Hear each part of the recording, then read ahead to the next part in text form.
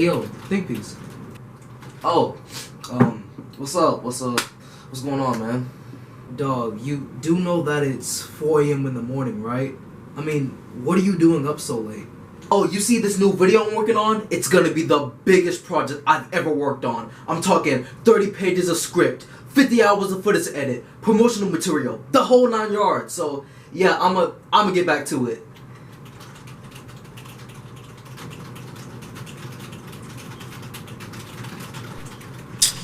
This is crazy. So, when's the last time you slept? Oh, I forgot. Maybe, like 2 days ago? Anyways, I gotta keep pushing myself to my absolute limit if I want the YouTube algorithm to pick this up and if I want to be the best. Yeah. Hey, think piece. I've never asked you this before, but are you insane or just plain stupid? What? You do realize that pushing yourself like this and staying up till 4 a.m. in the morning, writing, editing, and recording is just gonna make you burn out and not love the job anymore, right? Says who? Says who? Says... Actually, I have a better question. Have you watched the movie Whiplash before? Nah, I can't say that I have. Perfect! Take a break from working on your newest video and watch that movie, because what I'm saying isn't clicking with you, but maybe this movie will.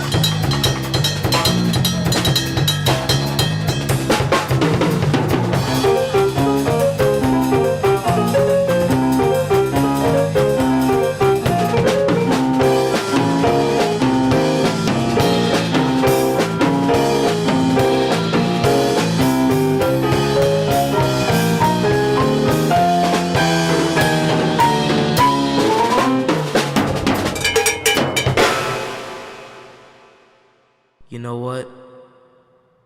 I think I finally understand. Make it like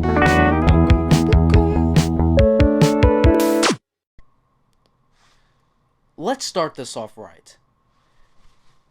Cue the music! Welcome, viewers, the tribe that views my think pieces. Males, females, others who don't subscribe to gender social constructs, black people, white people, POC, the people who subscribed and became fans of the channel after I called Ronald Reagan up to the newest Think Piece Tribe video essay / production. Now I know what you're thinking. Think Piece, what the did you make a video essay about this time? Bro, relax. I know you're excited, but no cursing within the first 5 minutes of this video. I'm trying to make at least $10 from this video.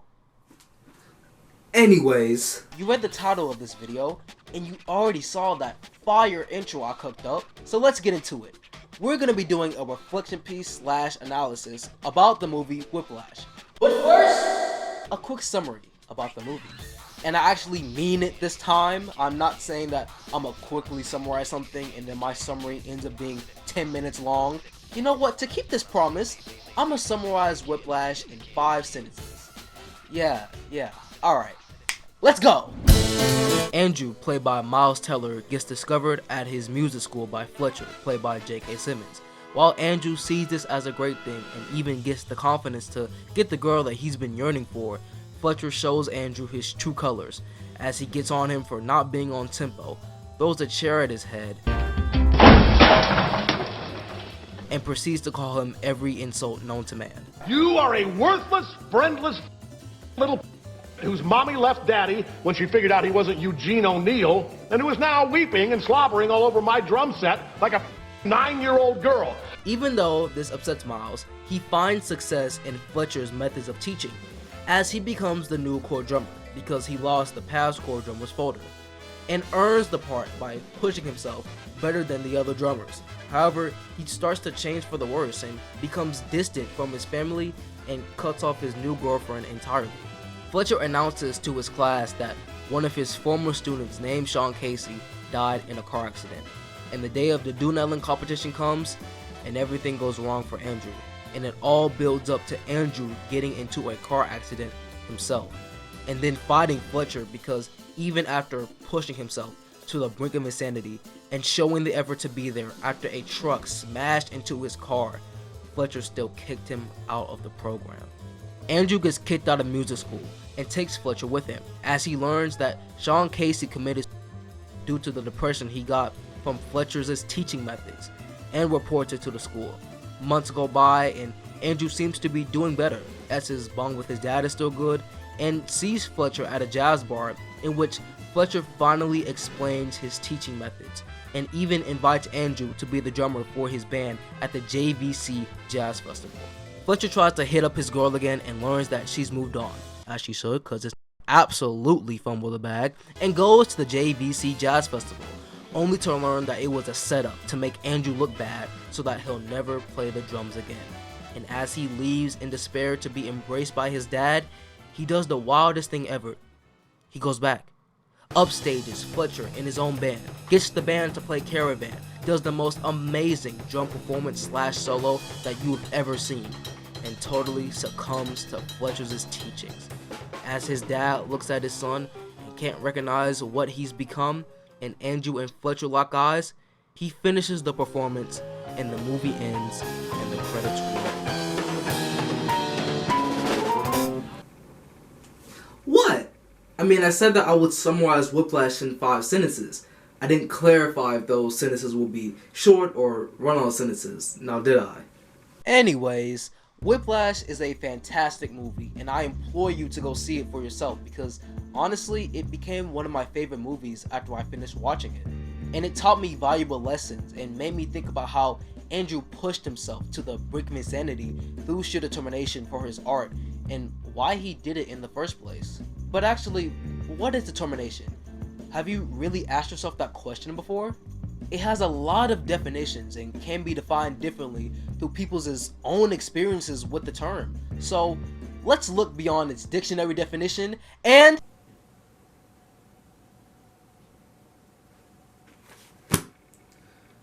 Let's define determination. according to Google, determination can be defined as firmness of the process of settlement of a judicial decision, of choice, interpretation, resolution decision, firmness of judicial. Like I said, the term determination has a lot of definitions. But what does it actually mean? What does determination / willpower mean to you? In my case, I would say that determination means to keep yourself locked in and focused on whatever you're doing and pushing yourself to the best of your abilities.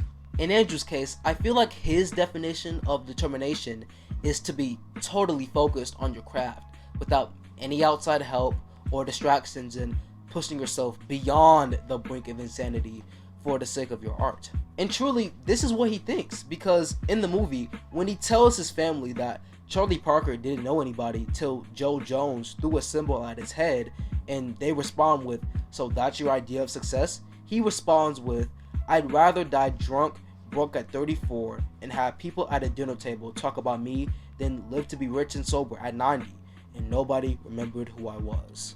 Now that's some really heavy right there. And this way of thinking is how he embodies the term determination. He embodies it beyond the brink of insanity and doesn't care if he hurts others, people close to him, or even himself, because in his mind, he's doing it for his art and he wants to be the greatest drummer of all time. That's why he told Connolly, "Hey, Johnny Utah, turn my pages." And you might be thinking to yourself, man, this Andrew guy sounds a bit wacko. If you knocked on his head, it got an echo. But honestly, have you ever wanted to be the best at something? I mean, let's look at Tom Brady, for example, and how he embodies determination/greatness. He drinks more than 16 pounds of water per day, has been described by his teammates as a psychotic competitor, and has a sickness of just being very competitive and wanting that edge all the time and wanting to destroy his opponents. He won't even sign photos if his throwing mechanics look bad in said photos. Just recently, his wife divorced him because he kept putting his job over his wife and his kids, and he doesn't want to hang the football cleats up. He does everything that he does to be the best in football. And not gonna lie, he is the greatest football player the game has ever seen. And he yearns to keep being the greatest, even at 45 years old. Jesus Christ, this nigga is a fossil. But for real, he embodies determination/greatness through his obsession with it and pushing his mind, body, and soul to limits he's never reached before. And anyone looking at him will think to themselves, oh man, this dude is the greatest, and I want to be like him. I want to be like that. I want to be the greatest in whatever I do. And those aspirations are good, but it's about how you go about getting to that level of greatness that can really throw people off. And watching Whiplash made me realize that it threw me off as well, which is actually a great launching point into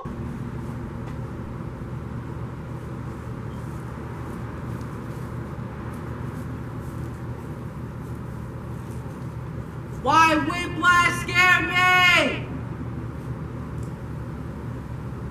Now, when I'm talking about why Whiplash scared me, it's not because of J.K. Simmons and his horrifying bald head in the movie.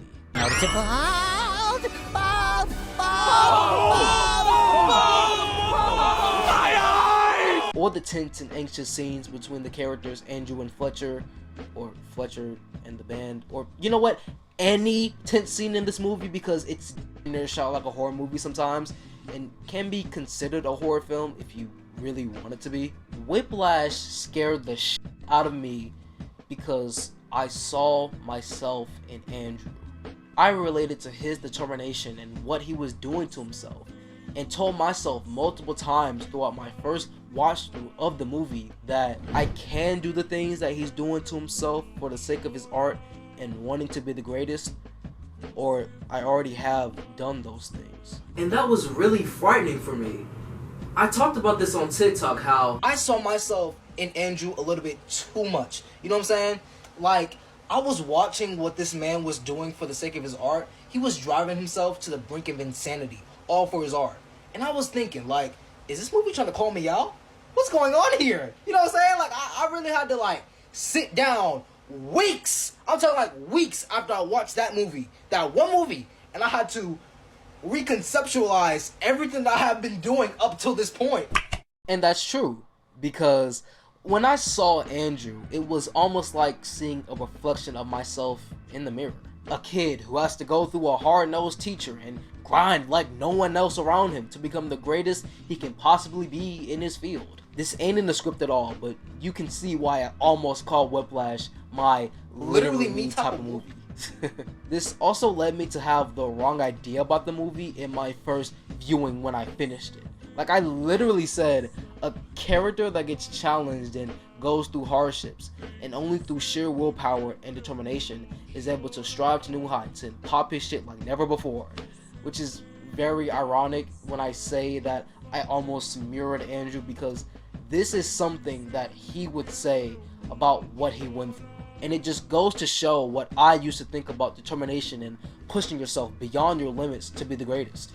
However, I did eventually learn the true meaning and ending of Whiplash, especially the director of Whiplash, Damien Chazelle's idea of an epilogue for Andrew, when he said Fletcher will always think he won, and Andrew will be a sad, empty shell of a person, and die in his 30s of a drug overdose. The ending of Whiplash wasn't happy and a good, triumphant moment for Andrew. It was him succumbing to Fletcher's teachings as he becomes the greatest drummer of all time and loses everything that made him a person. Would I have succumbed to Fletcher's teachings and done what Andrew did to himself? Or end up like Sean Casey in the movie just to be the greatest at what I do?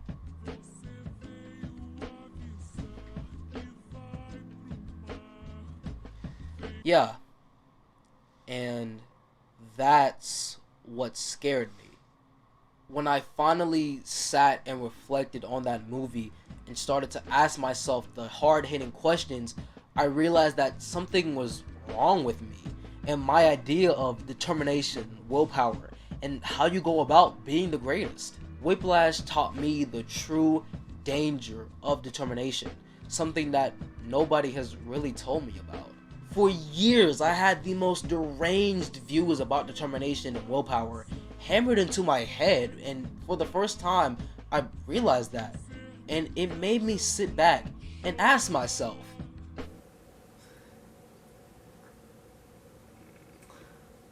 Am I insane? Ow. Ow. Okay. Cut to the next scene. Cut. Okay. But really, am I insane?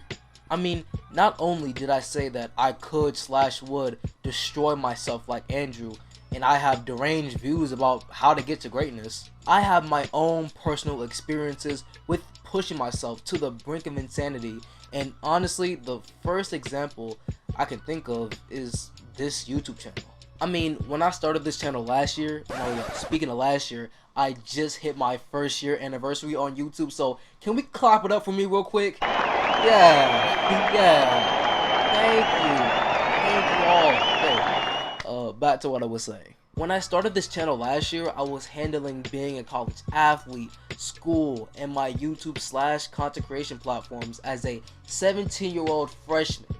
And to this day, I still have to juggle all of those things. There is definitely a danger in the determination that I have, and my obsession with greatness is borderline psychotic at times. There have been multiple videos I've made on this channel in the past where this was the case, but none of them compare to the Ronald Reagan is the devil and here's why video. And let me tell you why. The entire video that you can view now on my channel, and about 3 parts of that video that I had left to finish, was finished in one night. I shit you not. I have been consistently working, editing, and recording that video for a while, and doing it under normal working conditions until May 12th, 2022. Now, on this day, I had to re-record Mr. Marauder's entire segment where he's first introduced, edit FD Signifier's raw recording for the video, edit the conclusion part for the video, and I did all of that in one night from 5 p.m. to 7:30 a.m. I kid you not. I pushed myself beyond the normal working conditions that I had set for myself, got the entire video finished, and I specifically remember this day because that midnight Kendrick Lamar dropped Mr. Morale and the Big Steppers. And I have been waiting on this album for years, eons maybe, but I didn't listen to it. Forget what I want to do with my personal time, I gotta grind and push myself to my limit for the sake of my art. In fact, I was so burnt out from pushing myself that far that I stayed in the bed falling in and out of sleep for almost 48 hours. It took me 2 full weeks to recover from what I put myself through, and I didn't listen to that album until June. And trust me, that's not the only time I've pushed myself like that to be the greatest at something or to prove myself. I mean, besides staying up and doing multiple all-nighters for school projects and the sort, I am an athlete. And yes, I have had a coach, a teacher like Fletcher, growing up being an athlete and playing baseball. Had this one coach, we'll call him Coach Mike, And Coach Bike would yell at me, scream at me and the rest of the players like Sergeant Hartman off of Full Metal Jacket if we ran around the bases the wrong way, didn't all keep the same exact batting stance, etc, etc. And keep in mind, I was also 11 to 12 years old at the time, so yeah, there's that. Reflecting on it now, his teaching methods were really crazy, and just like Fletcher, he wanted a Charlie Parker. He wanted to see his players reach greatness that no one has ever seen before, and he didn't care about how he went about getting to that point. From this YouTube channel and my content creation journey to being in school, being an athlete, and juggling all of these things at once by myself has really affected me in more ways than I can count. Growing up and internalizing Coach Bike's teaching methods and seeing the people that I idolized at the time, such as Michael Jordan and Kobe Bryant, and how they went about achieving greatness through sheer determination, made me fix my brain to believe that pushing yourself to your absolute limit is how you go about being one of the greats. Also, growing up in a black household, growing up during the Obama era, and fun fact, growing up 15 minutes away from the largest Confederate monument in the world, the idea of black excellence and working 100 times harder to even be considered for any opportunities was pushed upon me like no other, and that's some of the reasons why my brain got fixed like that. Push yourself out of your terrible socioeconomic conditions, which includes pushing yourself beyond the brink of insanity so that you can make it out like Obama or Jay-Z. Quote from every black person that told me this at the age of 5. We won't get into the inner workings about black excellence because that's way too much for this one video, and Turb already made a video about this that you should check out. Anyways, moving on. These self-destructive habits that I picked up never got checked until a couple of months ago when I first watched Whiplash, so you can see why I made the surprised Pikachu face when I realized that my ideas about determination, willpower, and my obsession with greatness and whatever I do was dangerous and wrong. It simply did shock my whole world up. I had a totally different video idea planned and was writing it, but I had to shelve it for a while because I don't want to work on a big project again with these now realized destructive habits in mind. I'm really just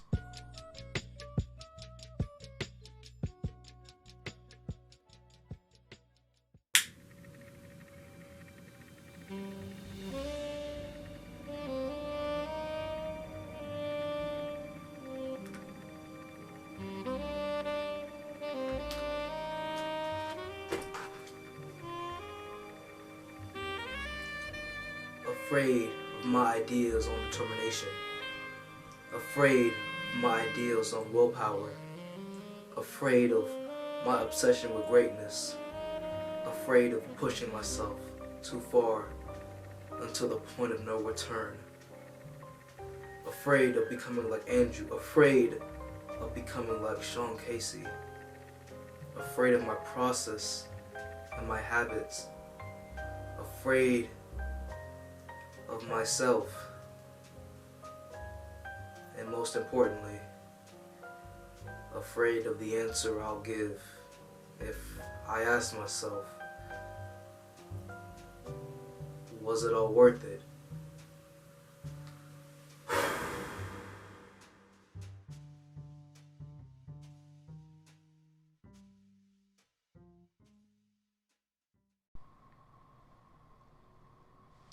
But before I answer the question and ask myself if it was all worth it, I want to know what you think. Matter of fact, I want to know what various other creators, creatives, artists, and musicians think about this. You see where I'm going with this? Yeah. This is where my manager called in all of his favors and pulled out all the stops because we're getting different perspectives on why people like me push themselves for the sake of their art, why they do it, and was it all worth it for them. But first, an ad break. Please consider donating to my Patreon in the link in my bio. I'm trying to make this my job by the time I graduate college, and a lifetime goal is to be like H. Bomber Guy and have enough Patreons to the point where I can post on YouTube once a year and still be financially straight. Any financial contribution to the Patreon will mean the world to me, and your overall support doesn't go unnoticed. And with that being said, cue the ad break!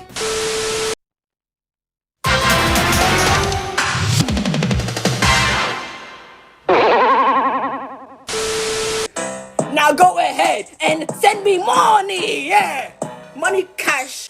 Bro, they need to put cocaine back in fucking Coca-Cola cans. And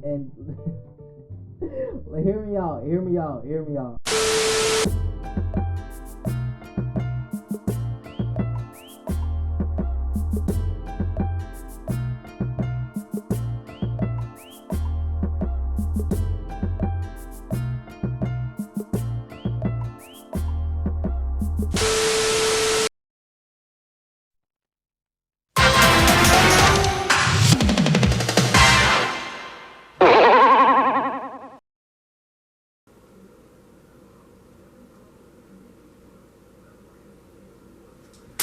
Welcome to part 5, Getting Different Perspectives. This is the part of the video where I give creators, creatives, artists, musicians, etc. the time and space to vent about their experiences with pushing themselves to the brink of insanity through sheer determination for the sake of their art. And to start it off right, let's ask the first question. How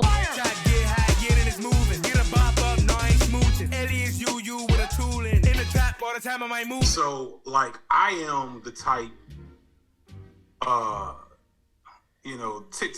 TikTok has me thinking I'm undiagnosed, some type of neuroatypical traits.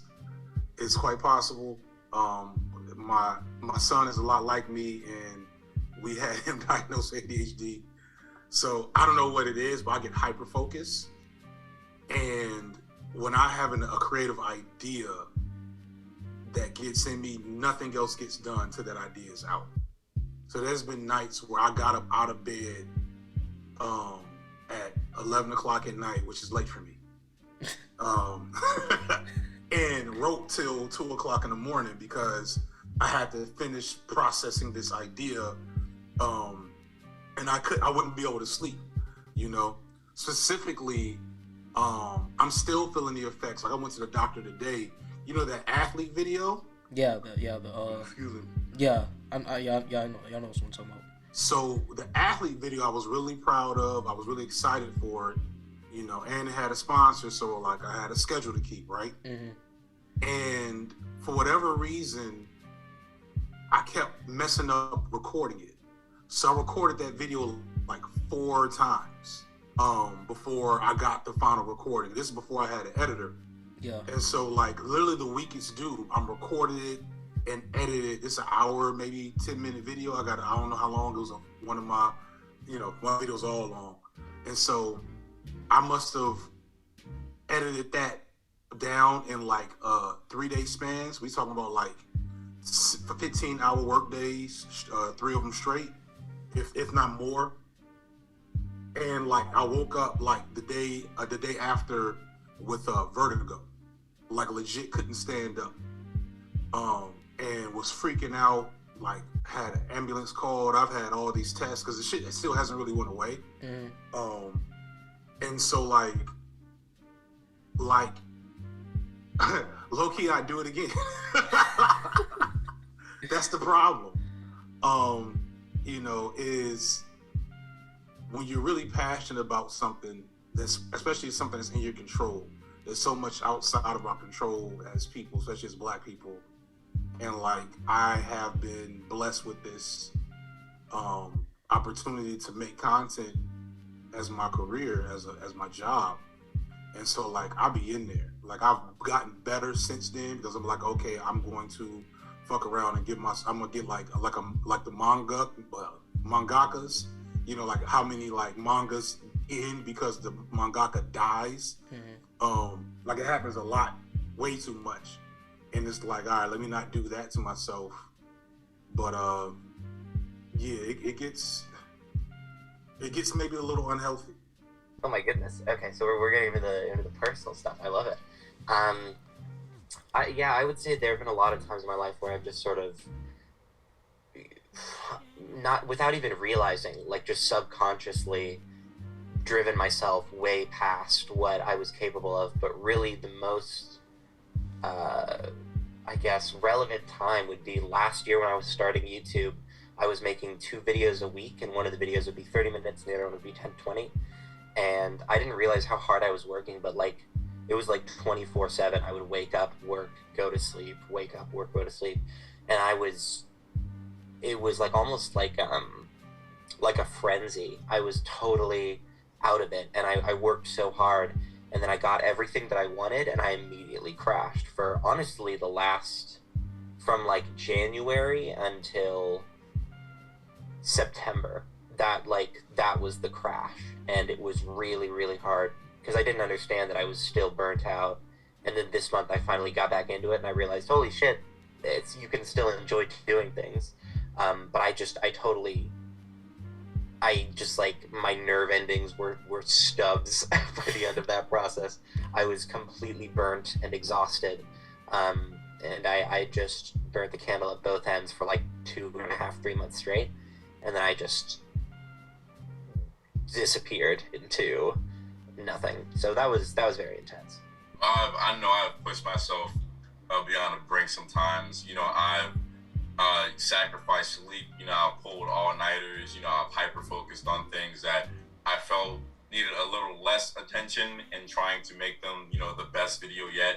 But, you know, in efforts of doing that, you know, I'm hyper-focusing on something and I'm sacrificing valuable time I could have been doing other things on, or, you know, I'm getting way into my head about stuff, and that's making me, you know, enjoy it less, but also it's just, you know, pushing my brain to feel like I'm a crazy person when it comes to stuff like that. Okay, so yeah, this is a good question. I've been on YouTube for 5 years, and I started doing an upload schedule about 3.5 years ago, and so I was trying to do 2 videos a month, and it was taking forever. Like, I could never stick with it. So I realized I had to focus on efficiency. Like, okay, I actually have to learn how to make these videos quicker because I'm just not doing it right. Over time, that turned into, like, every single day, working on a YouTube video until like 2 in the morning. Like, at the time I was dating someone, and she would come over, we were supposed to go out, and I would be like working on a video for like 3 hours past when we were supposed to leave. She got really mad, like she got tired of me. I was never able to work with people because I always expected them to do more than they could, and eventually I got really burnt out. Like, I just kind of gave up on YouTube for a while. You know, I went down, like, I'll post 1 video a month or something, and the videos just sucked. Like, I didn't care about them. I wasn't interested in it at all. My channel stopped growing. My views go down, like everything. I was just like burnt out. I was working, you know, 10 hours a day every single day, and you can't do that for that long. So I got burnt out. I went to do other work, like, you know, I went on some trips, like do some traveling, but, you know, it took me like a year to get it back, and now I'm kind of back doing the same thing again. I'm just gonna see how long I can do it again. Like, I didn't learn from my mistake at all. But it really is a thing. Like, you start to push really hard, and then you just don't want to stop. Like, I'm just gonna keep going, like, make as many videos as I can, and you kind of go through phases, like ups and downs, because YouTube will give you a lot of views if you make a lot of videos, and then you just keep doing it because you want to get more money, and like, but yeah, I think I've definitely gotten to a point where I've started to push people in my life away from just working too much and never wanting to be around them because I'm always working on something. So I'll give an example in story, because like I like stories. These past 3 videos have all been in the context of immense struggle and awful mental health. Like, 10 out of 10 would not recommend doing anything that I did here. So moved out of Iowa, straight to the Bahamas, still trying to get videos out. Literally, like, I think, how many people? 2 people hospitalized, like 1 person died in my family already, of which I now have to accommodate like their roles in the family business. So I'm doing that whilst maintaining, of course, like being a full-time creator, because it's not part-time anything, like it's full-time everything. And I feel like that's what like a lot of people don't get, is just like, especially like black creators, marginalized creators, it's full-time everything. Like we gotta put like full-time into everything. We don't have the luxury of the safety nets that a lot of majority creators typically take advantage of. So it's full-time everything most of the time. Like a lot of the stuff that you watch is also due to like people burning the midnight oil constantly. I've been doing this literally whilst getting sick and COVID. This last video in particular, the apparently I'm not black video that I just put out, literally no sleep was had. Like that past like 2 days, like no sleep was had because like I didn't get a chance because things were just so tumultuous. Like there was like so much being called on me that I didn't even get a chance to really sit down and do a video until the last week. So people be thinking like, okay, like you got a month to do a video, it's got to be great, and not realizing that you got to put yourself in a headspace to make that video. You got to research, write, edit. If you're conducting interviews like you're doing right now, conduct interviews, figure out how to be a good host for those interviews. There's just so much that goes into these videos, and what I had like a really bad relationship with was my upload schedule for like a long time. I used to do like a video every week, I think, until this year. Until this year, like I stopped and I started doing a video 2 times a week. I mean, 2 times a month and then once a month. And it's crazy because like the videos I've done like once a month actually grow way faster than the videos that I was doing every week. So that's a tip for creators out there as well. And it was seen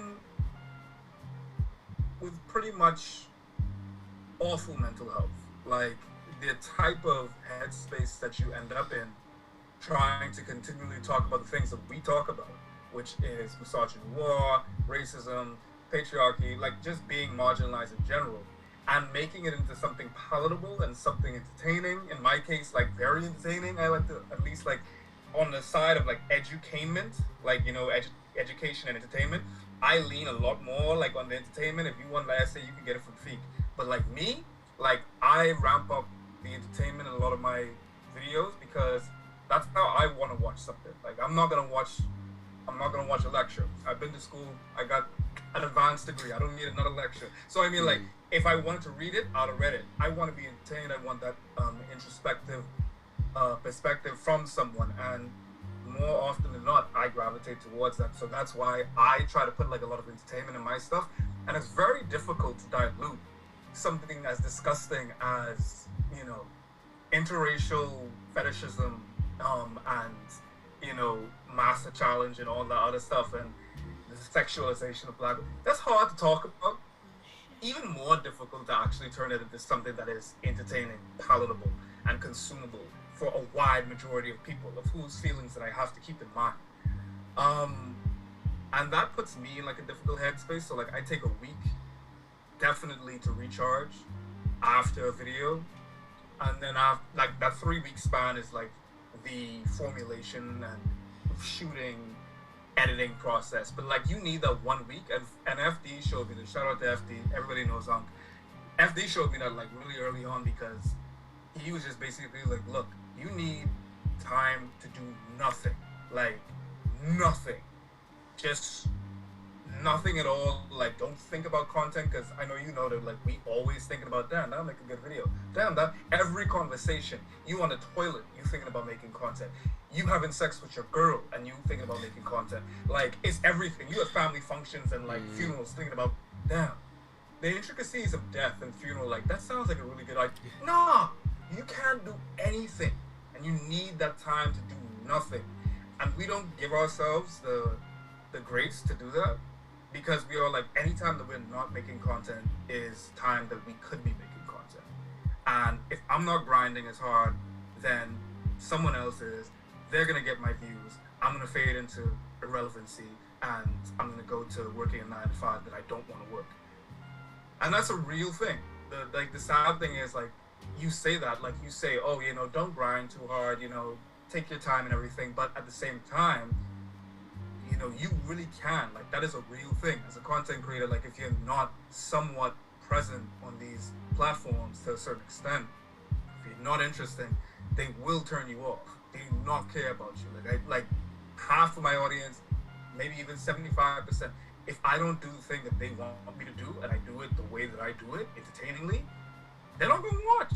Like, if I'm not talking about black pain in some type of way, in a way that affects white people, they're not gonna watch. And like, I can't blame them for that, because I'm not gonna watch something that I don't want to watch neither. Alright, so the thing is, like, it's changed over time, right? In the beginning, when I first started making YouTube videos, when I was like complete ass, I just, it was honestly through isolation and obsession. Like, I just became obsessed with the idea of creating YouTube videos, and I wanted to learn everything from like the thumbnails, the click-through rate, the watch time. And I remember, like, I was doing like daily videos at one point, and it was just like every day making videos, and they were terrible. But I stopped seeing my friends, I stopped talking to my family, like I literally just became consumed. And so it was like my mental health went down, and I really did feel like I was on the brink of insanity, like Andrew.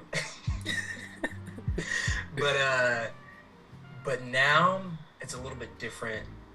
I go into hyperdrive, and I'll like get consumed with a project, and it will be all I talk about. But I also now like I just bring everyone else on the trip with me, because I'm like, I need you guys' input while I tackle this beast. Well, first of all, I can't even talk about my art without talking about my living conditions and talking about like how I had to make my art, like how I was forced to make my art, if that makes sense. I say forced as a very defining term, because it was literally forced. I was a second year poli-sci student in uni, and so basically writing was very easy to me, like, because like I love English, I love doing politics and all that. And as I started delving more and more into leftism, I wanted it to make it like something more concrete than what I was doing on TikTok, because like I feel like YouTube insanity and TikTok insanity are two different things. For TikTok, I was working like literally 8 hours, like just looking at my phone on CapCut, just clicking things out, because I wanted to make 3 videos a day, right? So I had to push myself to that brink of insanity. Well, because in the future I wanted to do YouTube, and I wanted to generate, like, I wanted this to be like my launching pad off transitioning to YouTube, right? Mm-hmm. And like when I talk about my material conditions relating to that, being someone with, I have severe mental health issues, and they fluctuate like throughout months, and like they fluctuate throughout the months, and they get worse the more and more I work. So when I push myself to like these lengths of insanity, it's always like in the back of my mind, I'm always thinking like, okay, when am I gonna snap? When am I gonna break? You know what I mean? But at the same time, when you're productive and you're, I guess, hitting strides, perceived strides in your mind, like you have that creator's high, and you're releasing all these videos, you're getting this generating an audience, generating positive feedback. You don't really see that. You don't really see, I guess your parasocial relationship with yourself deludes you and like makes you fall in love with, not fall in love, but like kind of use that traumatic process. I mean, be okay with that traumatic process, if that makes sense. Like realistically, when I release a video, there's like 2 weeks of editing, you know, and it's like over like 8 hours of like shots, between interviews, between like me reading my script, between me writing the script. So it takes like a month to release a video, and in that 1 hour, I mean that 1 hour time window when I release, like all I do is nap, because I'm just like, it's finally done. You know what I mean? Mm-hmm. And I've talked to like a million creators, like they've all told me the same things. Like I was playing League with Noah, and he told me right after he posts a long format video, he goes to sleep. Like it's like all that whole traumatic process leads to like the event of a release, but then when you release it, you're too tired to even look at your own work. And I feel like the audience doesn't even really get that. You know what I mean? Where it's like there was a lot of, there was an extreme there was hardship in between like releasing that video. There might be manic breakdowns, there might have been like internal family issues, there might have been like, especially for me as like a more poverty stricken creator, like a lot of financial issues, a lot of interpersonal issues that like people don't see when you're releasing that video. And pushing myself to the brink of insanity always had to be a must, because like I've realized I kind of had to, as a black creator specifically, I had to work 10 times harder than like my white peers around me just to get to the same level, if that makes sense. And this goes with like anything, if that, like, this is why it's like you go higher and higher into like the echelons of like perceived success. Like you think about academia and everything, like the less and less black people you'll see, you know what I mean? Because as black people, we statistically just have to do so much more and be like so much more odds. And it's the same thing with content creation. It goes into like having to censor like parts of yourself for videos and stuff, which I try not to do purposefully, and I try to be like as genuine to myself and my art as I can. But like we have to please the algorithm at the end of the day. We have to please the audience at the end of the day, because at the end of the day we still are entertainers.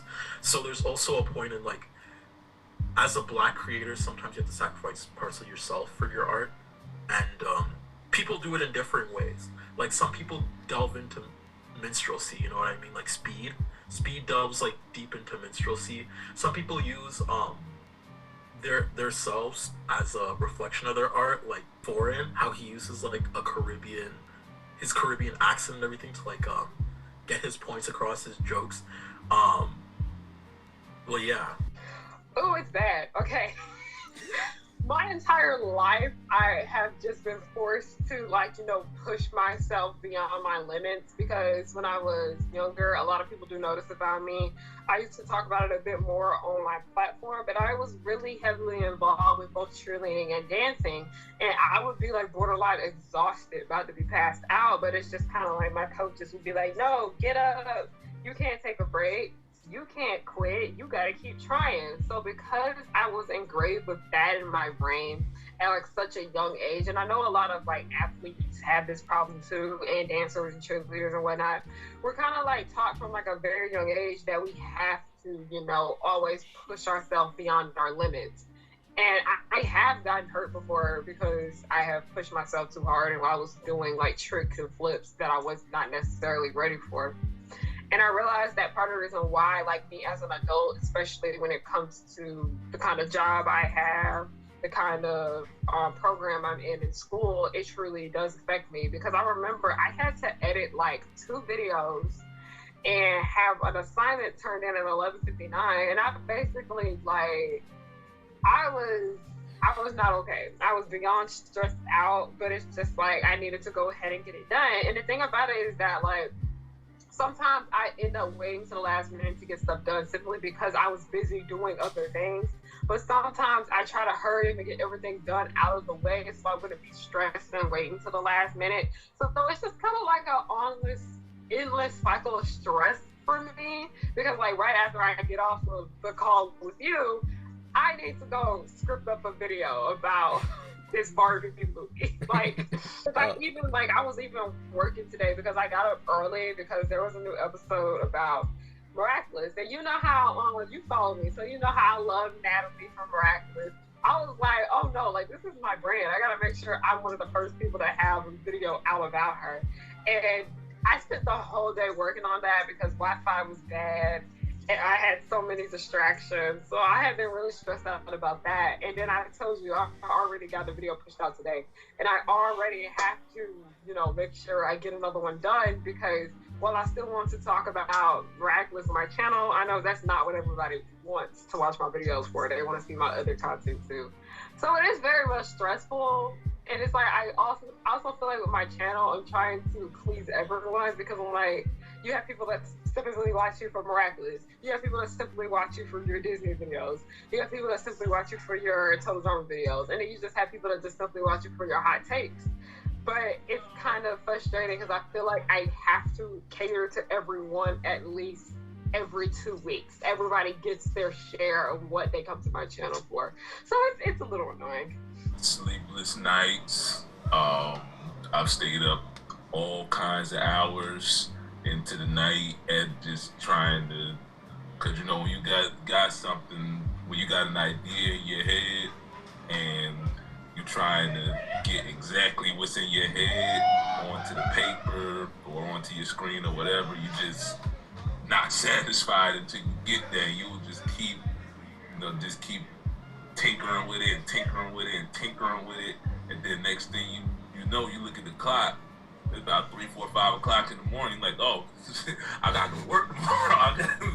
I got to do this, but yeah, like I still, I guess the older that I'm getting and the more used to it, the more I'm starting to find a balance between, just burying myself into a thing. Some of that, I'm not gonna lie, is part of my neurodivergence. When I get tunnel vision. Either I'm completely disinterested in the thing or I'm obsessed with it, and I can't focus on anything else until I accomplish that. So that is a part of it, but I'm getting to that point of not, getting to, because there have been times where I've been physically sick about not being able to translate my vision the way that I want to. And I cannot, it don't matter, Tylenol, Pepto-Bismol, whatever, until I get that thing out, I'm just stuck. So yeah, that's been my experience. Is insomnia, is nausea at times, definitely headaches. But mainly I think it's the anxiety of it all. Because even if I appreciate, even if I feel like I didn't, if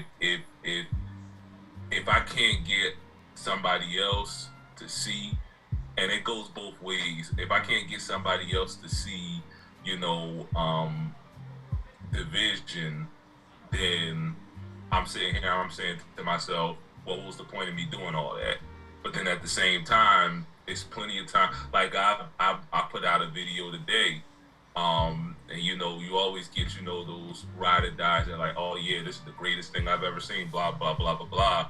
But I'm like, and it happens with every single thing I put out. So so when you're passionate about a thing, I guess that's the gift and the curse of being an artist, is that you're never really satisfied with your product. You're always looking. I don't know about you, but as soon as I get done with a project, I'm already looking at the next. Even before it even goes up, I'm already looking at the next thing. So that's been my experience. I think the second to last video I made recently is probably the most recent example of this. I made a video about getting the certification to be a certified public accountant called the CPA, and it is a job distinction with no real advancement. It just is a thing that you can kind of get, and it tells people that they can pay you more money for you to do the same job. But I got my degree in accounting, so like this is kind of like with my end goal, was my final boss, and it's a really, really hard exam because it's multiple exams you have to take within a certain amount of time, and there's a lot of information. But at one point, especially like during the pandemic, I was like, I kind of want to be a YouTuber, or like I've always wanted to be a YouTuber. I've tried it like multiple times before, but I was like, let me try again. And in my head, I kind of was like, it'd be really funny if somehow I could make taking this exam into a video that would do really, really, like one of those videos that I would watch like at 3 a.m. and be like, huh, yeah, I do wonder about this random exam, and like kind of like make it a whole story about how crazy it is. The test is only supposed to take about 1.5 years to pass. It took me 3 years to pass it. And like 3 years of like studying 8 hours a day on weekends, like not seeing friends and family, having panic attacks over like failing it like multiple times. And in my darker moments, like when I was like really in the deep of it while trying to like pass the exam, but also do YouTube stuff and also like live my life with my 9 to 5, I was like, why the fuck am I still doing this exam? Like, many people quit. It has an under like it has like a 35 to 40% pass ratio. Most people just quit after a while. And I realized after I passed finally, like in July of this year, it was for the art and like it was important to my own professional development, like for my plan B and shit like that. But like it was because I was like, no, I kind of want to prove that I could see this through to the end. And part of my compartmentalization of it was that by me doing this insane thing, it makes it better art. Like the torturedness that I felt doing it, kind of appeased the like tortured artist kink that I must have. So yeah, and then the video did really well.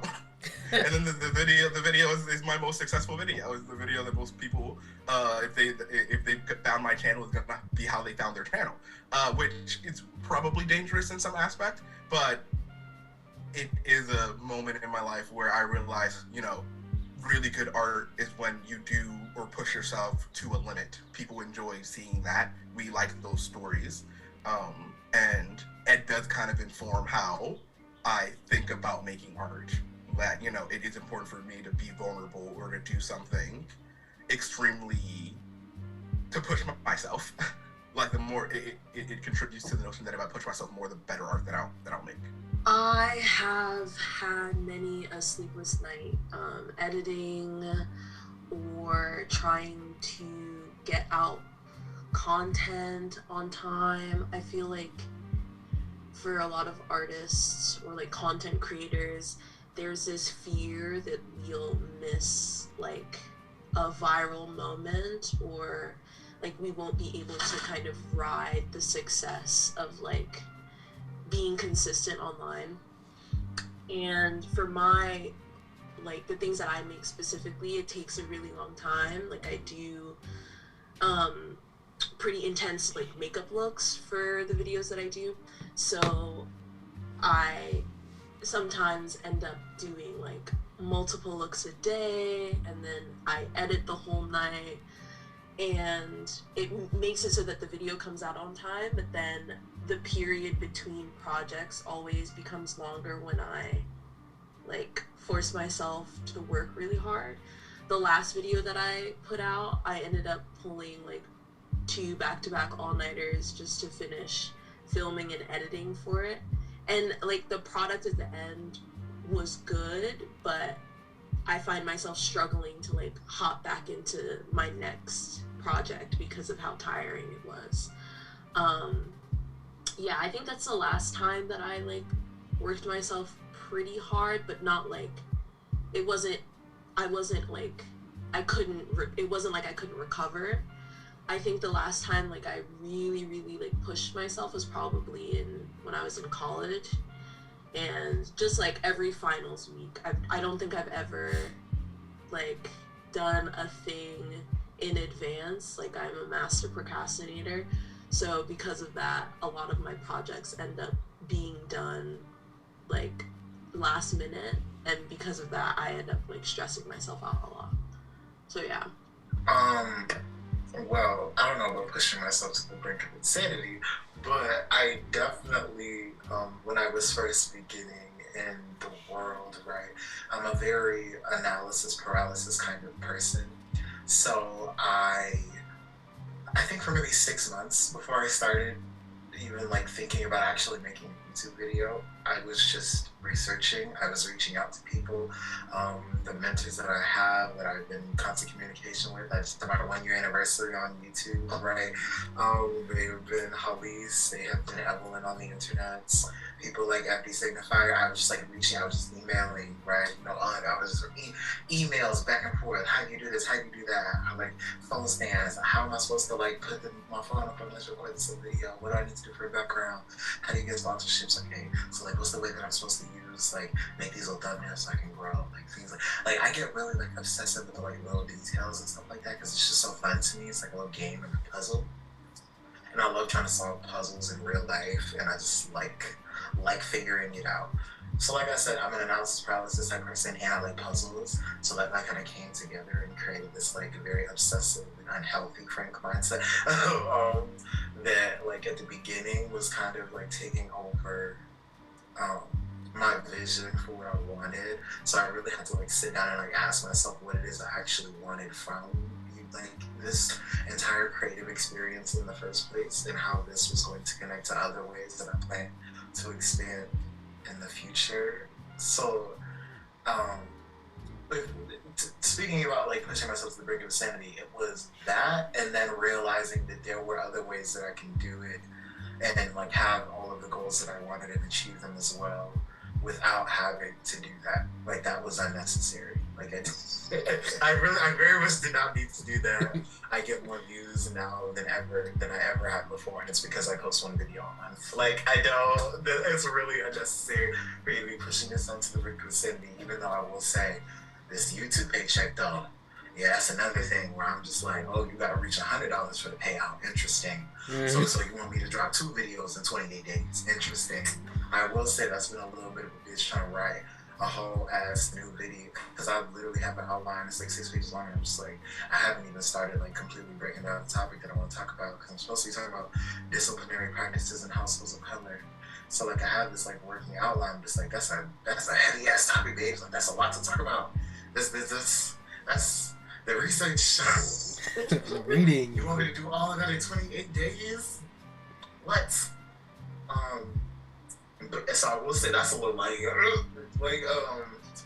it's giving. I might have to hire a black co-writer is what it's giving. Because who is gonna because it's not gonna be me. So I've also like been taking advice for myself, low-key, because it's like I think of that and I'm like I have multiple essays that I need to do for university that are due this week, and they are all 3 to 5 pages long. And I am not going to be writing full research papers.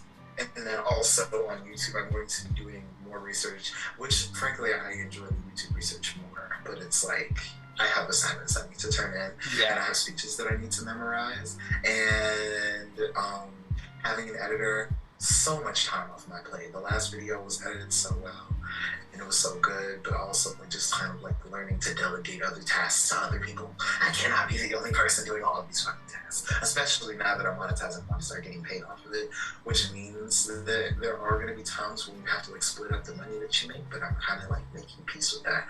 Well, I think the project that like put me through like the most like turbulent stress was my longest video at this point, the video on the Magical Friendship Squad.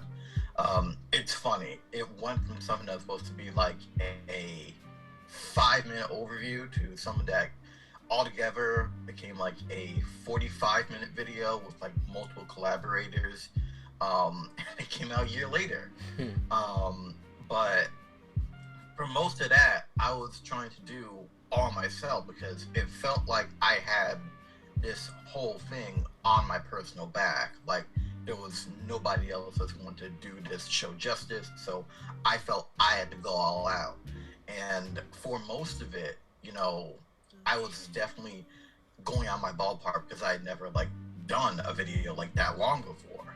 And most of it because I was alone, and like previous people who were interested like weren't able to help, I was definitely getting stressed out. Like I was burnt out. At this point I didn't start working, but that meant it's another side of the argument, the fact that I'm putting all my energy and I didn't have like much to show for it.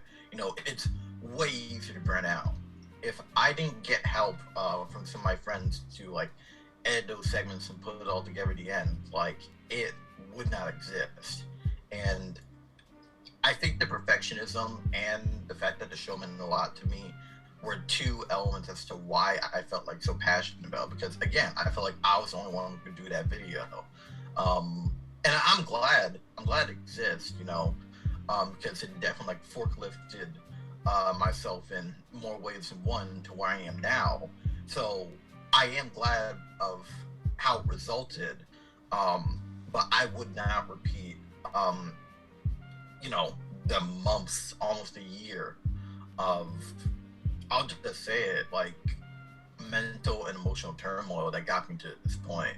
Oh man, okay, you have no idea how literal that the phrasing of that question is.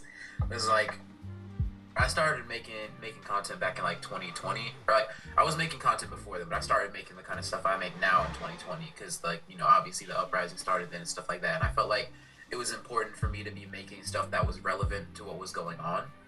But what I ended up doing was, like, I would be like re-traumatizing myself, or like worsening my own PTSD and stuff like that, trying to get stuff done, and like constantly pushing myself to putting out a video like every week. And I was trying to put out a video like every week to every 2 weeks, while also like going on the ground and going to these events and stuff like that, and like getting injured and stuff like that. So I was like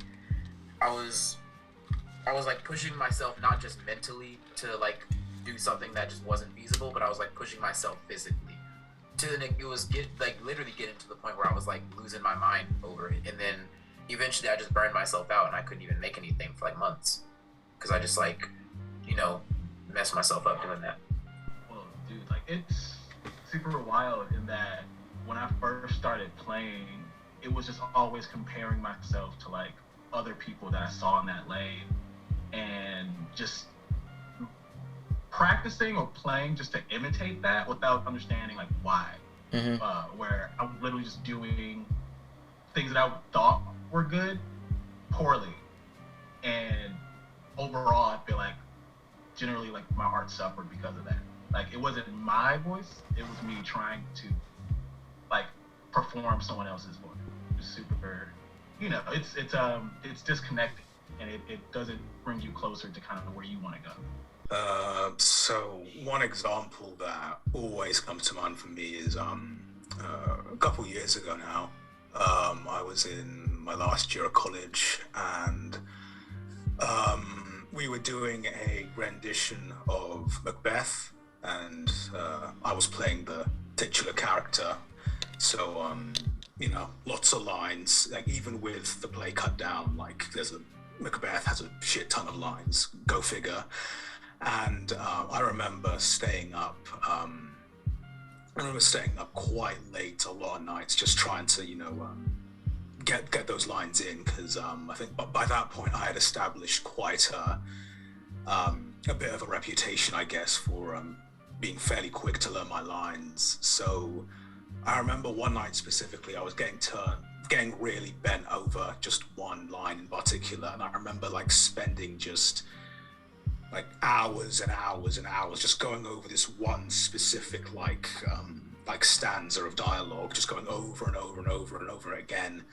And I can't remember like the exact point it was, but at some point I just kind of cracked, and I just kind of just said fuck it, and I just like went into the bathroom. I just locked myself in there for like a good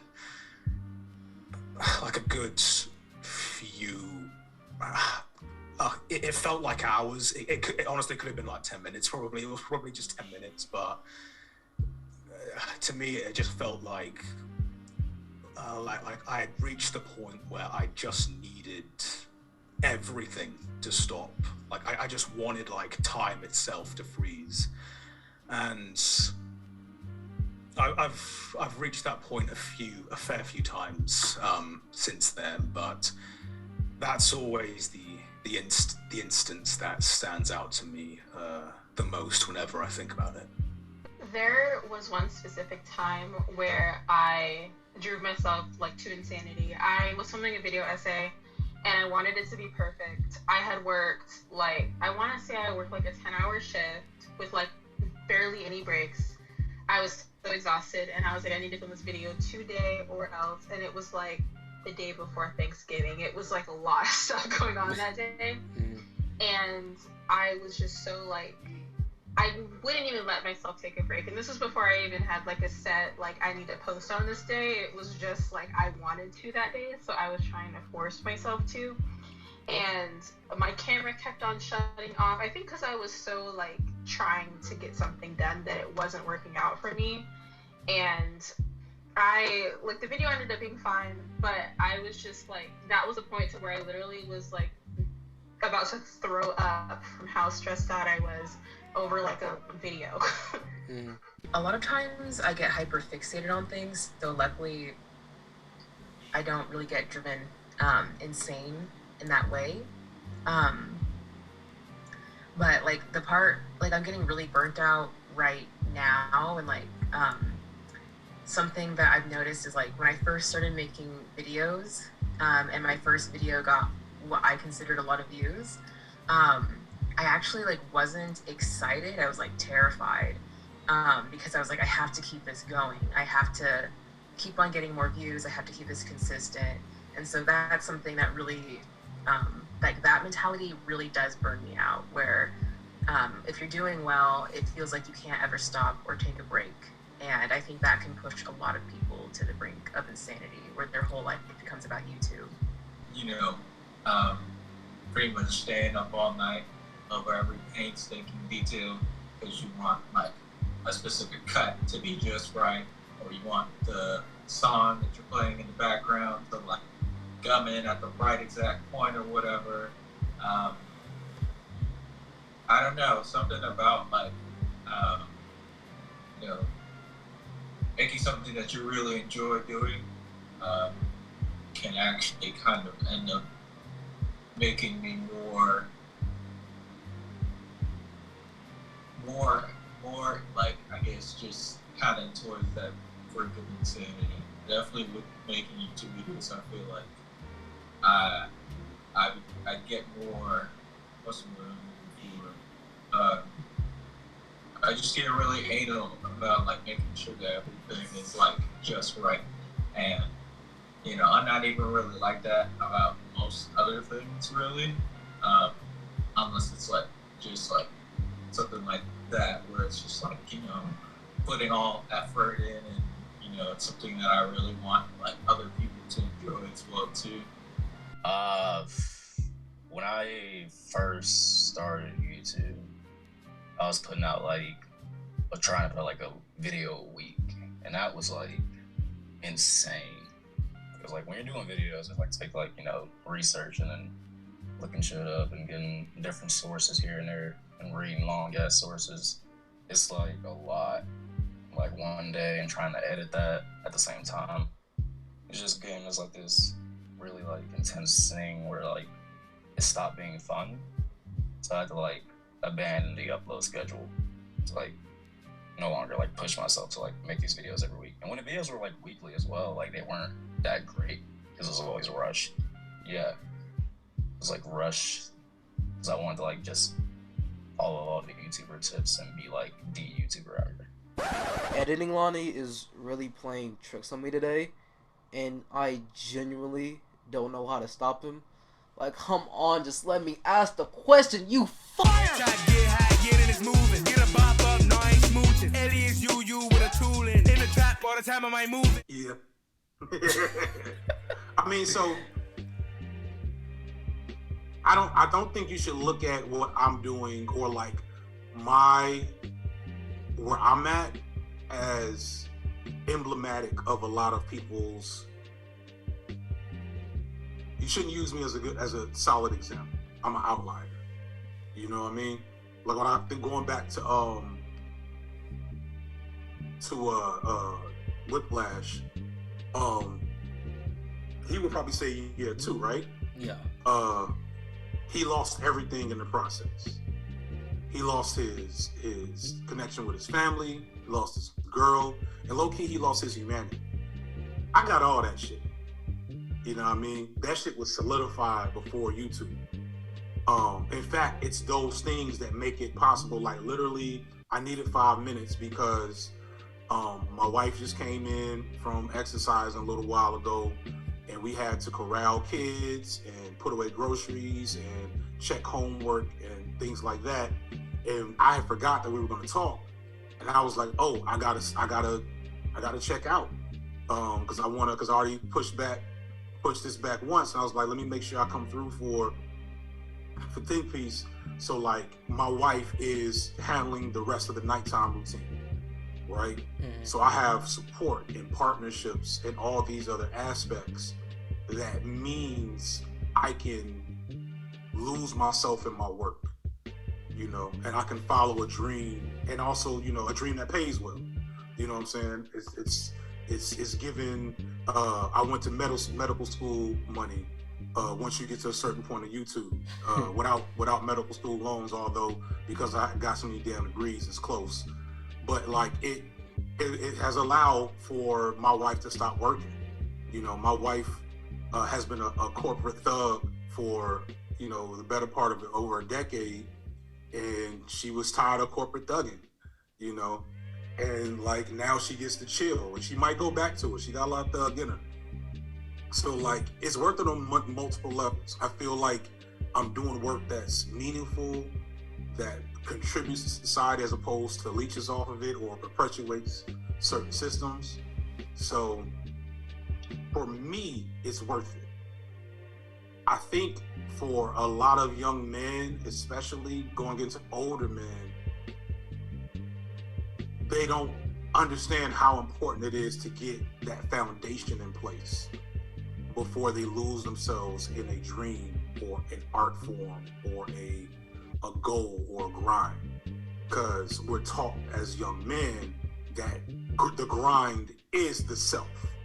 You know what I'm saying? There's a concept called John Henryism, where men, and these are also men that have families at times, but men will work so hard that it'll kill them. It'll kill them. You know, they'll lose themselves in work just trying to be that provider, you know, breadwinner, etc., let alone the emotional toil that's missed in that. And like, because I was never that, and because I already had the support system set up, this is hard, but it ain't what Dude and Whiplash is going. Yeah. You know, and it ain't what other people you might talk to are going through, you know? Yeah. Oh, absolutely. Because, well, it's twofold. On one hand, the thing is that there are two ways to win, right? And one of them is you can either destroy yourself or you can just kind of unethically use others to your advantage. And I don't like doing either of those. I feel bad doing either of those. So destroying myself clearly left me incredibly burnt out. But on the other hand, you know, if I want to like grow fast and I want to like do a bunch of collabs and I want to, you know, go up in the video market or whatever, I feel bad about asking people like, hey, what is a clip for this video? You can transfer your subscribers. Like I do feel still a little icky about doing that sometimes. But I'm getting better because I know it's just all part of the process. But yeah, I guess for me it's kind of just difficult to balance the idea of like what I feel driven to do artistically and what I think that I'm capable of growth-wise. So those are two things that I'm always balancing. Because even with a video like, you know, the most recent one, the dream one, I know that in my heart, like, if I made like a regular ass thumbnail for that, made it look like a regular video essay or commentary video, it could go ballistic. But I, at this point, have this weird sense of artistic integrity about my thumbnails, and that they don't look like any other thumbnails on YouTube. So I prevented myself from doing that. I was literally like putting together a video thinking, maybe I should just like slap a normal thumbnail on this that like people are used to clicking. I was like, no, I gotta maintain the integrity, which is such a bizarre thing for something like algorithms and stuff, because there's no integrity to be had. But yeah, I find a lot of danger to myself and to my relationships with the grind. So yeah, I think that there are times where it wasn't, and there are times that it was. Because like there'll be times, you know, where I work on something and, you know, it doesn't do as well. But at the same point, one person sees it, you know, 2 people see it, you know, like 30 people see it. The point is somebody sees it. And I feel like it's worth it in the aspect of that I have a finished product of something and people are seeing it, and the people who do see it like it. Although I do feel like, you know, there are certainly times where it pays off more, you know, where YouTube's are more, you know, being more generous to you and like, you know, gives you what you feel like you was gonna get off of that one. So there are times where I feel it was more or less worth it. But at the same time, none of it is really worth, sacrificing your physical and mental health. That's like, important, and you always got to keep that up. But there are times where I feel like it's more worth it than others, and I guess the times where it's not worth it, I feel like it isn't, but I also know that it kind of is. For me, all the hard work is, I'm very happy with it, because I've been through phases in my life where, okay, I'm gonna be a hoe. I'm gonna spend all my money. I'm gonna be out every night. I'm gonna go to all these places, and I come back from it. I'm like, after 2 or 3 months, I'm like, this is the stupidest thing I've ever done. Like, I have nothing to show for it. Like, I've met nobody that I'm gonna keep talking to. Went nowhere that I really give a shit about. And then there's the other side, which is working constantly and being really focused on my business and like hiring people and getting new clients and getting viral videos. And I'm like, I have a whole list of things and videos I made that I'm really proud of over the years, and clients that I've met and places I've been through that, and I'm really proud of it. And like, the grind is what really makes me happy. So I think it is worth it. Absolutely. Yeah, going back to like what I said before, like, I feel as though I've changed lives. I've been told that I have, and that has provided me with a level of fulfillment personally that nothing else that I've ever done in my life has done before. Not my music, not my political science, not my dissertations, not my publications, none of that has gotten the responses and the fulfillment, the level of gratitude and satisfaction that making content that I do has, and being able to speak to an experience that I have not seen being spoken to, being a Black Caribbean man. I think that just to say that, oh, gay people should live, racism bad, white supremacy bad, like, that's a controversial thing to think. Apparently a lot of people think of it on the low, and now that I'm out in that truth of, just being progressive, just like being a not shit person, it has allowed for a lot of people to have conversations that they wouldn't have otherwise. And that's simultaneously the best thing ever and the worst thing ever had happen in my life, because I'm terrified of that. It's a big responsibility, but at the same time, I wouldn't have it any other way. Man, that's like a wait and find out kind of question, Yeah. I can't imagine doing anything else. I couldn't imagine not doing it. But also, it's like, damn, like, it's been years, fam. It's been years. I've only made like $200 off of YouTube at this point, and that just happened like a month ago. So it's like, for me, it was worth it. Like, just emotionally, like, I couldn't do anything else. Like, I can't see myself stopping. So like, it was worth it, and I think I'm creating better stuff now. So it was definitely worth it. I can't even say if it's worth it or not. In terms of, if you're just talking about working a job, it was probably not worth it, because all those hours I put into my editing, into my shooting, into my writing, if I just actually worked a part-time job or a full-time job, I would have been paid way more in the long run. You know what I mean? So if you're talking about like in a capitalistic sense of worth it, it's not really worth it that much. But in terms of personal gratification, in terms of self-growth, in terms of like just a comment I get like every like couple hours where it's like, this was an amazing video, new sub, then yeah, it was totally worth it. And I think it'll be more so worth it in the future. There's a lot of people say don't fall in love with potential. I think that's really really telling. Like, you can't fall in love with potential. You can't fall in love with like, oh, in the future I will be at this point. More so, you have to live in the present. That makes sense with your art too. Like, I'm not telling people not to have dreams and aspirations, like, dream as big as you want. If you want to be the Black ContraPoints, all the power to you, you know what I mean? But like, if you realistically, you have to look at the present. You have to look at what you're doing, and like you have to kind of have a you have to really fall in love with the process, if that makes sense.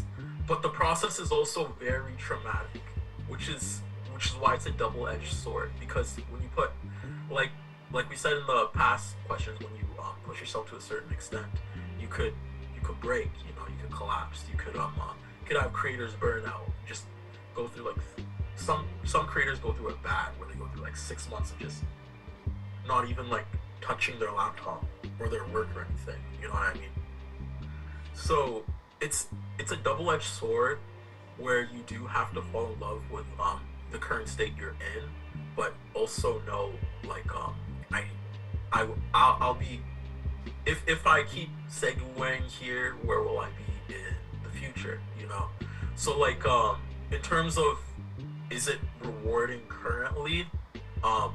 Now more so I can say yes, it is rewarding, because I'm now like able to sustain myself more, you know, able to like go out a little bit more. I'm able to hire editors in the future now and everything. If you looked at me like, if you asked this question to me like a month ago, I would definitely say like in 4 years it would be worth it, you know, in 5 years it will be worth it. But more so now I'm just realizing you have to fall in love with the now, and the future is the future, you know, it's unwritten. The main reason why I started making the content that I do in the first place is because Black women in the nerd space on YouTube, especially in the cartoon community, and it's still severely lacking in the cartoon community specifically, it's lacking. Like, Black nerdy women on YouTube is lacking. You see them everywhere on Twitter, you see them everywhere on Instagram, you see them everywhere on TikTok. But like on YouTube, I'm like, this is where it's lacking. We have, you know, Princess Leaf. Love her. I'm so mad that I didn't find her channel until I was in college, because her channel would have helped me so much when I was in high school, where I would feel less alone, like, oh, another Black nerdy girl like me. And then we have Ortiz B, who does, you know, animation commentary, and I'm glad to know that there is another Black woman in the space that enjoys a lot of the things that I do. Glad that she's here, and her channel has started to pick up this year, and people are recognizing her for her work, so that's a good thing. And I have my friend Kayla, her name's like Hello Kayla. She's been taking a bit of a break from YouTube, but she's been on other places. The main reason why I told myself to always make the kind of content that I would like to see.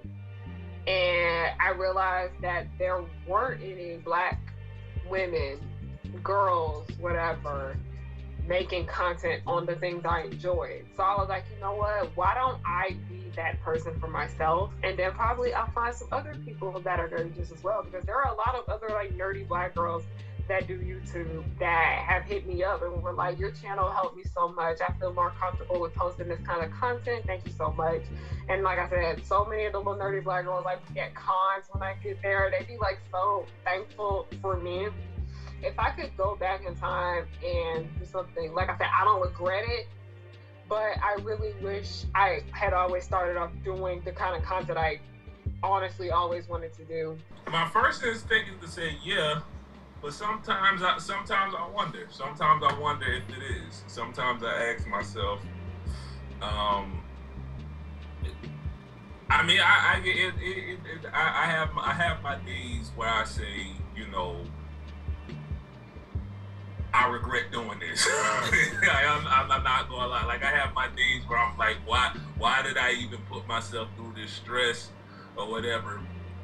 But then you'll get that one person, or you'll get, and this is the vast majority of people, honestly, is that you'll get that person that'll say, yeah, you know, in one way, shape, or form, what you're doing, it has had this positive effect on my life.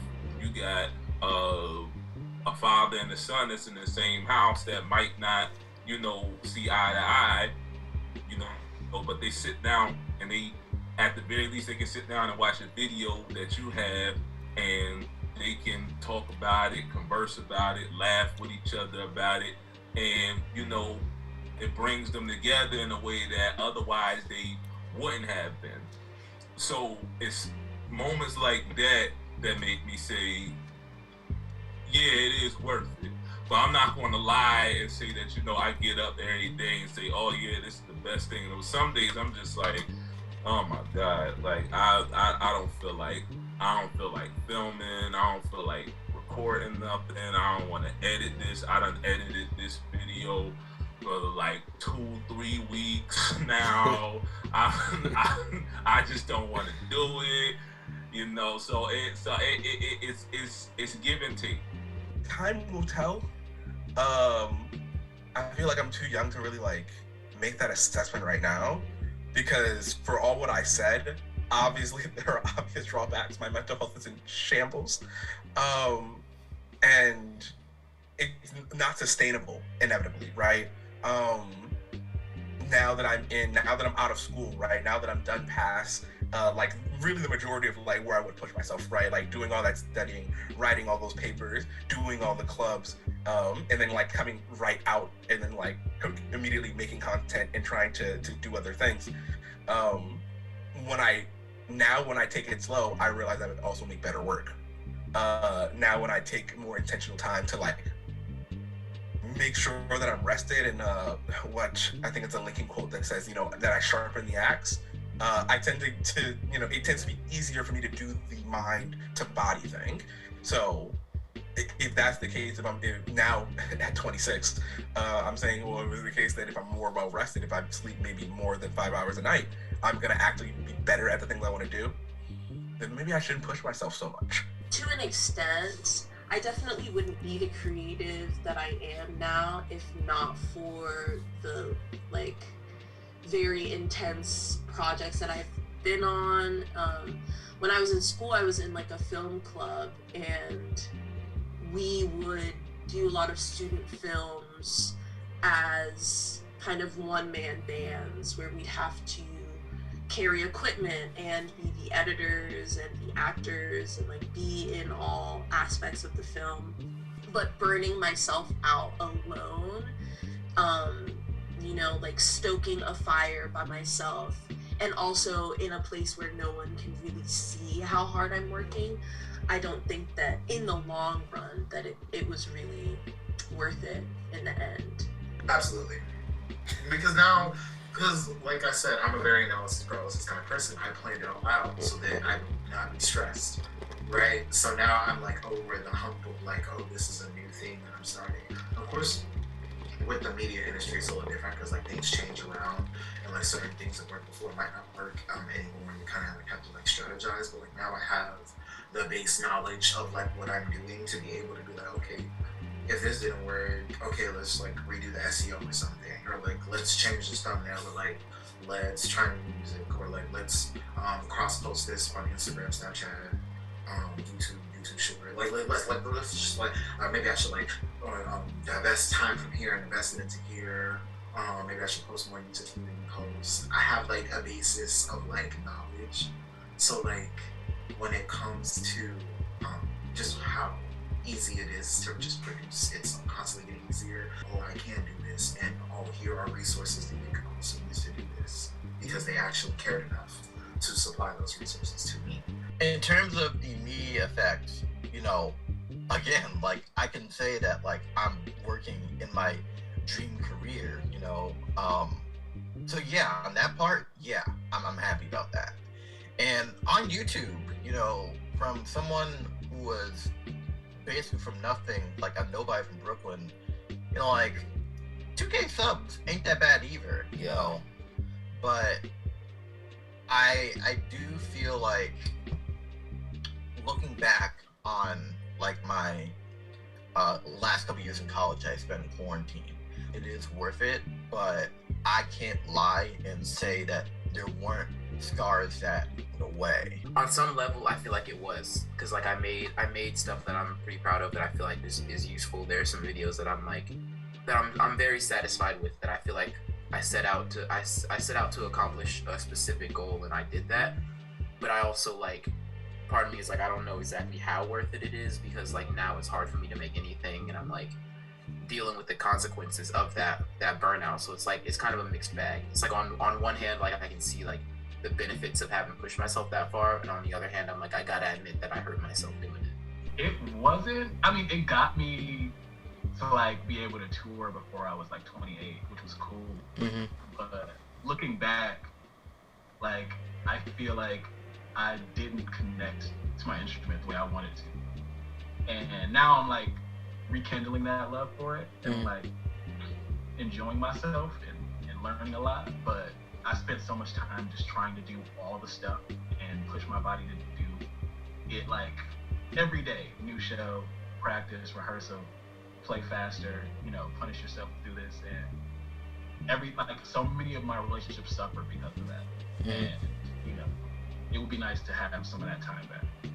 In a weird way, a part of me kind of wants to say yes, if nothing else, because during my worst episodes, the moments where I come down on myself the hardest, and I'm the worst to myself. It's always after those moments that I somehow find the strength and the will to step outside and really talk and seek help from other people. So in a really weird way, I'm kind of grateful for those moments, but I do recognize that ultimately it would have been better if I had never reached that point. It's the time to really ask, the time to seek help is always yesterday. That's always the best time to do it. I would say in terms of the 2 videos that I have in my head right now, I would say yes, it was worth it, because both of those videos ended up being one of my most popular videos on my channel, and I look back at them and I can see kind of a little bit of errors there, but it is really rewarding whenever you do make yourself suffer over posting something that you kind of enjoy, and then seeing other people like it. But then there's so many videos that I borderline kill myself over, and it gets not the amount of views that I feel like it should, or the comments are all horrific. I think for me, the turmoil that I've gone through, I see more as a learning process. There was oh, my videos are doing better, and then trying to make more videos and being engaged with a kind of YouTube community, and then realizing this kind of sucks. This is not working. This is super dysfunctional.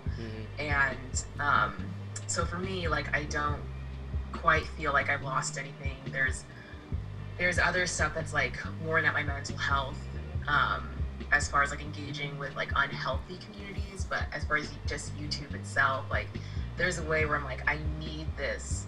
I need to find a way to make this a hobby. I need to find a way to not let this be a thing that's coming from a place of anxiety around money, around getting enough views, whatever. I need to make it something that is not that. Otherwise, it will be I don't want to say the death of me, but it'll be it just will be very unhealthy. Yes, it's worth it.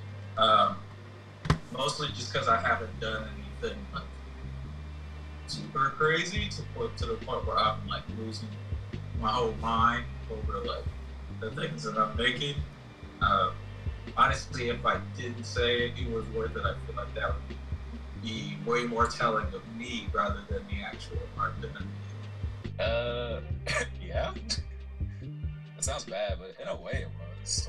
When I first started the YouTube shit, I didn't expect to make over 500 subscribers. Getting when I'm at 9K now, getting 9K was wow. So I guess in a sense it was worth it. I overdid what I was expecting completely during that. But then again, at the same time, if I never did that, I guess I wouldn't have fell into a comfortable space with it, where I'm taking my time with videos and making sure they're more concise. So if it wasn't for the rush, I wouldn't have got to the point where I'm comfortable not rushing. So I guess sort of.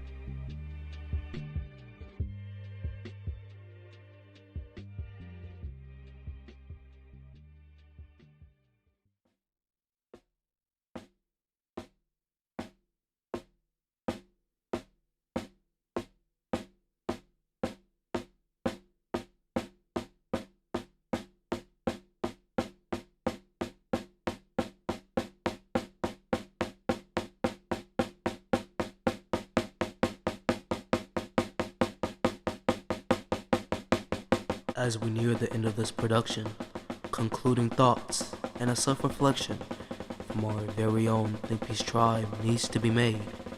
So I welcome you all to part 6, the conclusion. Was it all worth it? Was it all worth it? Through self-reflection and hearing other creators and their thoughts on this,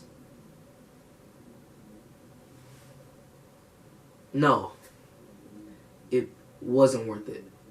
And I say that for multiple reasons. And one of the main reasons is that there are healthier ways to push yourself through sheer determination and become the greatest without it having to be so destructive and harmful.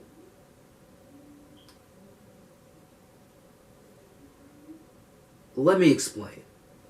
Seeing Andrew and his ultimate demise taught me the true danger of determination, because that danger is shown through Andrew in the movie Whiplash. And I know that I don't want to be like that or become like that.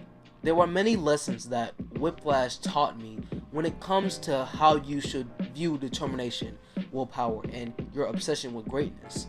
And in reality, that determination is universal, relatable, and damn near in everyone if you have an ounce of work ethic within you. I didn't want to make this video and not make that point clear, because this feeling, these emotions of wanting to be the greatest in whatever you do and pushing yourself to the brink of insanity through sheer determination aren't only available to athletes, artists, musicians, content creators, etc. Also, just like Turd talked about in his interview, there are differing reasons as to why people push themselves to the brink of insanity for the sake of their art or job. And yes, intersectionality and capitalism are about to come into play here. Simply because some people are stuck in bad financial situations and they can't stop or even slow down, because if they do, capitalism will come a-knocking, ruin their lives and put them in even worse conditions than they were in before. And plus, the capitalistic mindset of grind, grind, grind until you physically or mentally exhaust yourself to death hasn't helped whatsoever. And also, I talked about this with Frank Laundrie because Fletcher's teachings are wrong, because you're not supposed to strive for absolute perfection in jazz. Yeah, I'm not letting that Mr. Clean looking ass nigga off the hook, because honestly, his methods of teaching were dumb from the jump. The most important part of jazz is the improvisation, and yes, you need skill to do this, but perfectionism isn't what jazz is about. The whole sound and style was created as a freedom from other forms of music and the weight of the world that was holding African Americans down and still does to this day. I play classical piano, and my sister occasionally does ballet dancing, and if you want perfectionism, then that's what those forms of art are for, but certainly not jazz music. He wanted a Charlie Parker, but his misunderstanding of jazz and his narcissism made him get what he wanted the wrong way. It's something I noticed while rewatching Whiplash for this video, and it's one of the things that also showed me that you don't have to push yourself through sheer determination to the brink of insanity for the sake of your art to become the greatest. And yeah, you don't have to die drunk, broke at 34 like Charlie Parker to have people at a dinner table talk about you. Because you can be rich and sober at 90, or in this case, 82 like Herbie Hancock, and still have people at a dinner table talk about you. So yeah, I defined determination, explained why Whiplash scared me, asked myself, am I insane? Asked you to join my Patreon, that is in the description down below during the ad break. Got different perspectives, and now have finally come to the conclusion that working hard is fine. And I'm not saying that you shouldn't push yourself at all. What I'm saying is that having healthy habits of pushing yourself to become great is extremely better than trying to destroy yourself and become a shell of your former self to become the greatest at what you do. Thank you for watching this video. and huge, like humongous, big, huge thanks to the various different creators who let me interview them. And Square Symbols, the GOAT, for your musical contribution to this video. Their channel links will be in the description down below. This video was made because I had a breakthrough about my ideas on determination / willpower, and I wanted to share them with you guys. Hopefully you learned / took something from this video. And to any aspiring creators watching this video, I want you to really take in everything I and the various other creators that were part of this video said to you. Other than that, this has been a video essay / think piece tribe production and a reflection piece / analysis about Whiplash and the danger of determination. And pretty much that's all I gotta say. See you guys in the next film / video. Consider joining the Think Piece Tribe Patreon and Discord that is in the link tree in the description down below. And hey yo, fuck up Johnny Utah, turn my pages, bitch!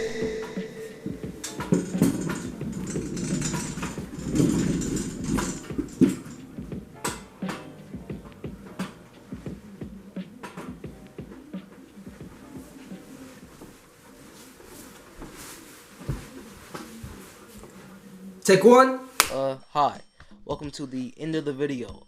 If you made it all the way through and watched all the way through and you ended up here, thank you for watching this. You are very cool for that. If you looked at the parts and you like went down the video chapters and you like pressed part 7, is this part 7? Yeah, like part 7, and you just pressed it and now you're here. That's cool, I guess. But we're doing an unscripted monologue about where Whiplash ranks in my top 5 movies of all time. For now. Emphasis on for now. Like, cause I still need to see a lot of movies. But I'm gonna pull my Letterboxd up. Okay, so first, my like favorite movie of all time, Spider-Man Into the Spider-Verse. Do I need to explain that? I feel like I don't need to explain that, right? Like, yeah, okay, so 2, Fantastic Mr. Fox, Wes Anderson classic. I could probably make a whole video about that alone, right? Whiplash, there we go. 3, you know, good ranking. For real, like it definitely shot up, you know. Spider-Man 2, 2004. Sam Raimi classic. Do I even need to? Like, I feel like some of these I just don't need to explain. Like, you should just get it off the rip, like off the jump. Like, come on now, duh. And then Inglourious Bastards 5, Quentin Tarantino classic. Like, it's, you know, it's like, do I need to explain? Like, come on. If you've seen these movies, you know why they're up there for me, right? Like, come on now. But yeah, that's where Whiplash ranks in my, like, top 5 movies of all time. And that is it for the unscripted monologue. And it says for the script in here that, I gotta end this video with the not quite my tempo scene, so roll the clip. Not quite my tempo. It's all good. No worries. Here we go. 6, 7.